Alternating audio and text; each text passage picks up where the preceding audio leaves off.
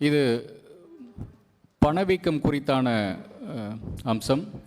தேசிய அளவில் பணவீக்கம் எப்படி இருக்கிறது, தமிழ்நாட்டில் எப்படி இருக்கிறது என்று பார்த்தால், தேசிய சராசரியை விட தமிழ்நாட்டில் பணவீக்கம் கட்டுக்குள் இருக்கின்றது என்பது குறித்தான ஒரு அம்சம்.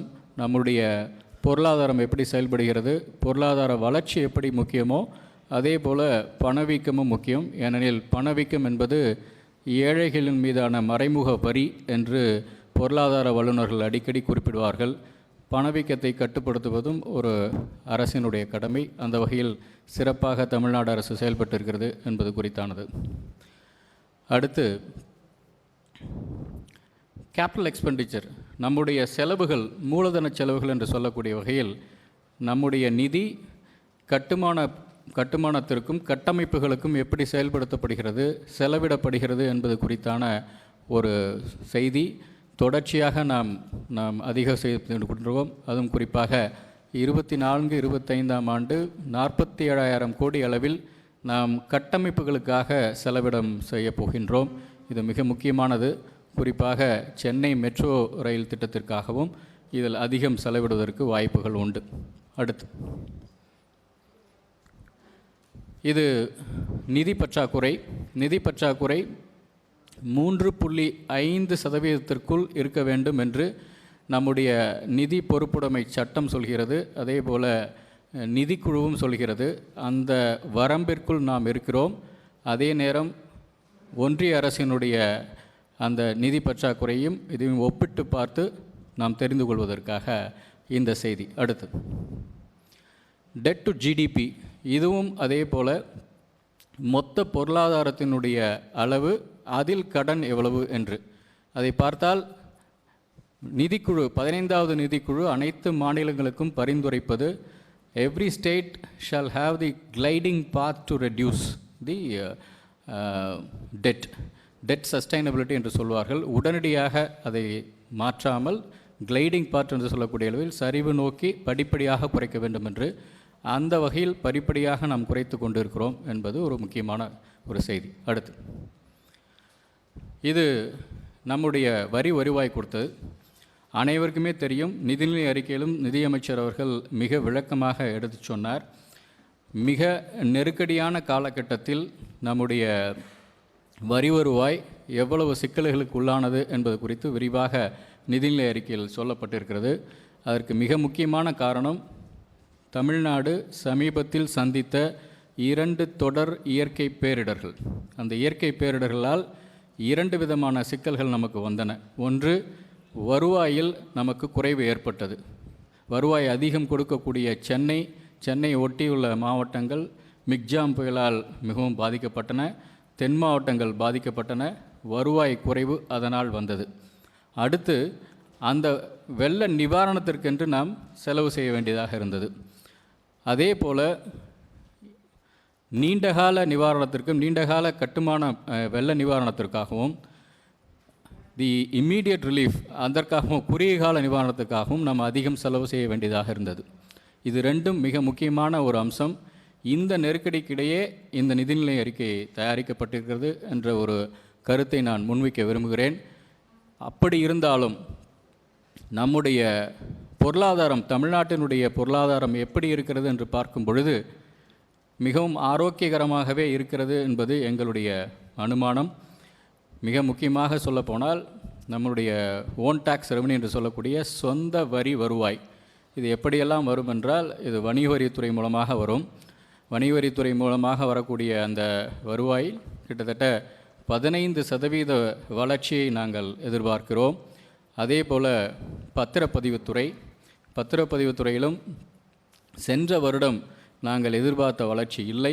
ஆனால் அடுத்த வருடம் அது குறித்து நாங்கள் நிறைய எதிர்பார்ப்புகளோடு இருக்கிறோம். அதே போல் மற்ற வரி வருவாய்களும். இந்த வரி வருவாயை பொறுத்தவரையில் அடுத்த வருடம் நாங்கள் 1,95,00,000 கோடி அளவிற்கு நாங்கள் எதிர்பார்க்கிறோம். இதில் மிக முக்கியமான அம்சம், ஏன் இதை நாங்கள் அதிகம் எதிர்பார்க்கிறோம், வரும் என்று நம்புகிறோம் என்றால், நிறைய சீர்திருத்தங்களை நாங்கள் செய்திருக்கிறோம். சீர்திருத்தங்கள் என்று சொல்லும் பொழுது அந்த நிதிநிலை அறிக்கையில் மாண்புமிகு நிதியமைச்சர் அவர்கள் விளக்கமாக குறிப்பிட்டு சொன்னார். வணிக வரித்துறையை பொறுத்தவரையில் ஐஐடி ஹைதராபாத் அந்த நிறுவனத்தோடு புரிந்துணர்வு ஒப்பந்தம் செய்து கொண்டு டேட்டா அனலிட்டிக்ஸ் விங் ஒன்று ஏற்படுத்தியிருக்கிறோம். வரி ஏய்ப்பை தடுப்பதற்காகவும் நிகழ்நேரத்தில் செய்திகளை பரிமாறிக்கொண்டு அதற்கேற்ப அவர்களுடைய வரி வசூலை திரட்டுவதை அவர்கள் கண்காணிப்பதற்காகவும் ஒன்று ஏற்பாடு செய்யப்பட்டிருக்கிறது. அது சென்ற வருடத்தின் கடைசி காலாண்டில்தான் அதை நாங்கள் எடுத்து வந்தோம். அதே போல் பத்திரப்பதிவு துறையிலும் நிறைய மாற்றங்கள் ஏற்பட்டு கொண்டிருக்கின்றன. அதுவும் சென்ற அரையாண்டிலிருந்து தான் அதனுடைய முன்னேற்றங்கள் வந்திருக்கின்றன. நாங்கள் எடுத்துக்கொண்ட முயற்சிகள் அத்தனையும் 12 மாதங்களுக்கு பலனளிக்கப் போவது அடுத்த நிதியாண்டில். ஆகவே நாங்கள் நம்பிக்கையோடு இருக்கிறோம். தமிழ்நாட்டின் பொருளாதாரம் சிறப்பாக இருக்கிறது. அதனால் கிடைக்கக்கூடிய திரட்டப்படக்கூடிய வரி வருவாய் நிச்சயம் இந்த குறிப்பிட்ட இலக்கை நாங்கள் அடைய முடியும் என்ற நம்பிக்கை எங்களுக்கு இருக்கிறது. அடுத்து இதை பொறுத்தவரையில் ஒன்றிய அரசினுடைய நிதி பகிர்வு ஒவ்வொரு நிதிக்குழுவாக நமக்கு கொடுத்தது எப்படி குறைந்து கொண்டே வருகிறது என்பது குறித்தான ஒரு காட்சி. இது 6.6% இருந்து இப்பொழுது 4.8% குறைந்து இருக்கிறது என்பதுதான் ஒரு மிக முக்கியமான ஒன்று. இதுவும் நிதிநிலை அறிக்கையில் மாண்புமிகு நிதியமைச்சர் அவர்கள் குறிப்பிட்டு சொல்லியிருக்கின்றார். இந்த நிதி பகிர்வு மிக முக்கியமானது. இந்த நிதி பகிர்வு என்பது ஒன்று. அதே போல் இதை பகிர்ந்து கொள்ளாமல் செஸ் அண்ட் சர்சார்ஜ் என்று சொல்லக்கூடிய அந்த நிதி கிடைக்காமல் அதுவும் எல்லா மாநிலங்களுக்கும் சிக்கல்கள் உண்டாகின்றன என்பது குறித்து பல முறை தமிழக அரசு ஒன்றிய அரசிற்கு எழுதியிருக்கின்றது. இதுவும் ஒரு மிக முக்கியமான ஒரு அம்சம். நமக்கு கிடைக்கக்கூடிய வருவாய் எப்படி இருக்கும் என்ற போக்கை கணிப்பதற்கு இது உதவும். அடுத்து இதை பொறுத்தவரையில் ஒன்றிய அரசிடமிருந்து கிடைக்கக்கூடிய மானிய உதவிகள் இது குறைந்து கொண்டே வருகிறது ஒவ்வொரு வருடமாக. இதுவும் ஒரு மிக முக்கியமான ஒரு அம்சம். இது குறைந்து கொண்டே வந்தால் நாம் அதை எப்படி திரட்டி எப்படி அதை நம்முடைய நலத்திட்டங்களுக்கு நாம் எப்படி செலவிடுவது, சொந்த வரிவாரிவாயிலிருந்து எப்படி செலவிடுவது என்பது குறித்தான ஒரு அம்சம். அடுத்து இது நம்மளுடைய மொத்த வருவாய். ஸ்டேட் ஓன் டேக்ஸ் ரெவன்யூவில் நான் ஏற்கனவே சொன்னபோது 1,95,000 கோடி. அதே போல் ஓன் டேக்ஸ் நான் டேக்ஸ் ரெவன்யூ வரியல்லாத வருவாயிலும் நாங்கள் இந்த முறை நன்றாக செயல்படுவோம் என்ற நம்பிக்கை எங்களுக்கு இருக்கிறது. ஏனெனில் மைன்ஸ் அண்ட் மினரல்ஸ் ரிவிஷன் பண்ணியிருக்கோம். நிறைய அந்த நான் டேக்ஸ் ரெவன்யூ ஆங்கிளில் நிறைய புதிய சீர்திருத்தங்கள் நிறைய வந்திருக்கு. அதே போல் நிறைய சேமிப்பு நிதிகளிலிருந்து முக்கியமாக நாங்கள் எடுத்துகிட்டு வந்திருக்கோம். அது ஒரு முக்கியமான ஒரு அம்சம். ஷேர் இன் சென்ட்ரல் டேக்ஸஸ் சென்ற திருத்திய மதிப்பீடுகளில் நாங்கள் போன பட்ஜெட் எஸ்டிமேட்ஸை விட கொஞ்சம் அதிகமாக கொடுத்துருக்கோம். அதே போல் இப்பயும் அதிகமாக வந்திருக்கு. காரணம் என்னவென்றால் ஜிஎஸ்டியினால் நாடு முழுவதும் நிறைய வரிகள் வந்துட்டுருக்கு. நிறைய வரி வசூல் நடந்து கொண்டிருக்கிறது. அதன் மூலமாக நிதிக்குழுவின் பரிந்துரையின்படி ஒன்றிய அரசு தமிழக அரசிற்கு கொடுக்குமுடைய நிதி பகிர்வு அதிகமாகிறது. நாடெங்கும் இது அதிகரித்து கொண்டிருக்கிறது. அதனால் ஷேர் இன் சென்ட்ரல் டேக்ஸஸ் கொஞ்சம் அதிகமாக இருக்குது. டோட்டல் ரெவன்யூ ரிசிப்ட்ஸ் அதுதான். அடுத்து ஓன் டேக்ஸ் ரெவன்யூ நான் சொன்ன மாதிரி வணிக வரித்துறையில் எவ்வளவு வருகிற போகிறது, motor vehicle tax, stamps and registration. வணிக வரித்துறையில் எங்களுக்கு கிடைக்கக்கூடிய செய்திகள் நாங்கள் மிக கவனமாக வரி வருவாய் எந்தெந்த துறையில் வருகிறதோ அவற்றையெல்லாம் முழுமையாக உடனுக்குடன் கண்காணித்து கொண்டிருக்கிறோம். நிதித்துறையும் வணிக வரித்துறையும் மற்ற துறைகளோடு இணைந்து இந்த கண்காணிப்பை செய்து கொண்டிருக்கிறோம். நான் ஏற்கனவே சொன்னதை போல் நிறைய தொழில்நுட்ப வசதிகளை பயன்படுத்தி வரி ஏய்ப்பை தடுத்து வரியை திரட்டுவதற்கான முயற்சிகளை மிகவும் கவனமாக நாங்கள் கையாண்டு வருகிறோம். அதுபடி பார்த்தால் 15% வளர்ச்சி நிச்சயமாக வணிக வரித்துறையில் இருக்கும் என்று நம்புகிறோம். ஸ்டாம்ப்ஸ் அண்ட் ரெஜிஸ்ட்ரேஷன் சென்ற முறை குறைந்தது, ஆனால் இந்த முறை அது எங்களுக்கு நல்ல வாய்ப்பை தரும் என்று நம்புகிறோம். என்னால் எடுக்கப்பட்ட சீர்திருத்தங்களும் முயற்சிகளும் அடுத்த 12 முழு மாதங்களுக்கு எங்களுக்கு நல்ல பயனை தரும் என்று நம்புகிறோம். அது மோட்டார் வெஹிக்கிள் டேக்ஸும் மோட்டார் வாகனங்களுக்கான வரி உயர்வும் சமீபத்தில் செய்யப்பட்டன. அதிலும் நல்ல முன்னேற்றம் இருக்கிறது. பொருளியல் வல்லுநர்கள் அடிக்கடி குறிப்பிடுவதைப் போல ஒரு காலாண்டில் மோட்டார் வாகனங்களுடைய விற்பனை அதிகம் என்றால் அடுத்த காலாண்டில் வரி வருவாய் அதிகமாக இருக்கும் என்று பல நேரம் குறிப்பிடுவது உண்டு.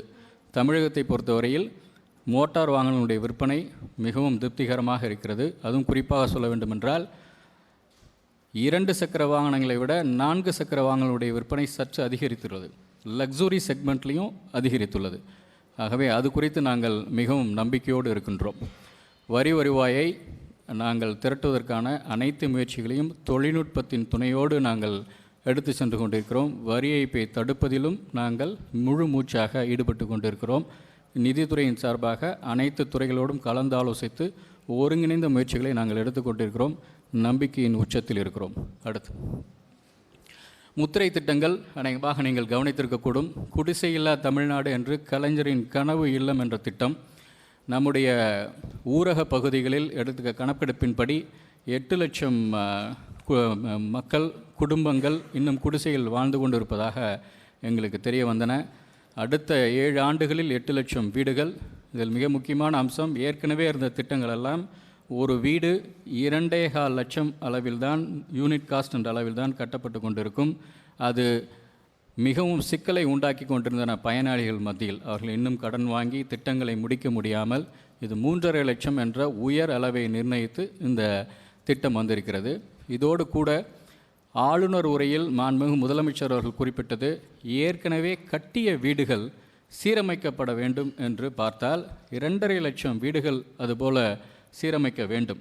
2001ஆம் ஆண்டிற்கு முன் கட்டப்பட்ட வீடுகள், 1985ஆம் ஆண்டிலிருந்து கட்டப்பட்ட ஓட்டு வீடுகள், சாய்தள கான்கிரீட் வீடுகள், மற்ற வீடுகள் அத்தனையும் இத்தனை வருடத்தில் பராமரிப்பின்றி இருந்தால் பராமரிக்க முடியாமல் வாழ்ந்து கொண்டிருக்கும் ஏழை குடும்பங்களுக்கு நாம் உதவி செய்ய வேண்டும் என்பதற்காக ஒரு வீட்டிற்கு 2 லட்சம் ரூபாய் வரை அந்த சீரமைப்பதற்காக அந்த திட்டம் அறிமுகப்படுத்தப்பட்டிருக்கிறது. அதை மாண்புமிகு முதலமைச்சர் அவர்கள் ஆளுநர் உரைக்கு நன்றி தெரிவிக்கும் தீர்மானத்தின் போது அவர் தெரிவித்தார். இதற்காக 2 ஆண்டுகளில் 2000 கோடி செலவிடப்படும். வறுமை ஒழிப்பு என்பது இருக்கக்கூடிய திட்டங்களை ஒருங்கிணைத்து தேவைப்படும் நபர்களுக்கு கொண்டு போய் சேர்க்கக்கூடிய திட்டம். இந்தியாவிலேயே 2ஆவதாக, கேரளாவுக்கு அடுத்தபடியாக வறுமை கோட்டிற்கு கீழ், வறுமை கோடு என்று சொல்லும்பொழுது பன்முக வறுமை குறியீடு, மல்டி டைமென்ஷனல் பாவர்ட்டி இண்டெக்ஸ் என்று நிதி ஆயோக் சொல்லக்கூடிய கருத்து கணிப்பின்படி, அவர்களுடைய கணிப்பின்படி தமிழ்நாட்டில் 2.2% மக்கள் பன்முக வறுமை குறியீட்டின் கீழ் வாழ்ந்து கொண்டிருக்கின்றார்கள் என்று குறிப்பிடுகிறார்கள். 2,20,00,000 குடும்பங்கள் சராசரியாக இருக்கும் என்று எடுத்துக்கொண்டால் 5 லட்சம் குடும்பங்கள் அதுபோல் வறுமை கோட்டிற்கு கீழே இருப்பதற்கான வாய்ப்புகள் உண்டு. அவர்களையெல்லாம் கண்டறிந்து அவர்களுக்கு தேவையான அத்தனை வசதிகளையும் குடும்பத்தில் உள்ள அனைவருக்கும் கொடுப்பதற்காக அந்த திட்டம். தமிழ் புதல்வன் என்ற திட்டம், புதுமை பெண் திட்டம் பெற்ற வெற்றி அனைவரும் அறிந்தது.